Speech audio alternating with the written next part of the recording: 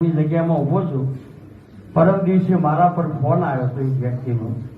હું કોઈ નોમ જાહેર સાહેબો કરવા માંગતો નથી, પણ મને એમને એવું કીધું હતું કે તમારી બેબી, મારી બેબી જો કે ભગવાનની દયાથી પીએસઆઈની પરીક્ષા પાસ કરી પોસ્ટિંગ એ થઈ ગયું, પણ પોસ્ટિંગ વલસાડ થયું. અસત્ય ઘટના છે.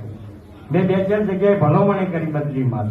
એટલે પરમ દિવસે ફોન આવ્યો કે જો તમારી દીકરીને વલસાડથી અમદાવાદ ગાંધીનગર બાજુ લાવવી હોય તો તમારે ભાજપમાં રહેવું પડે ને ભાજપના હાથે ભાજપના શબ્દો બોલવા પડે.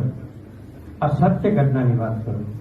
ત્યારે મેં ફોનમાં એવો જવાબ આપ્યો હતો કે કદાચ મારી બેબલીને વલસાડ જ મળ્યું છે, પણ ડોંગ જિલ્લામાં જાય ને તોય હું સંમત.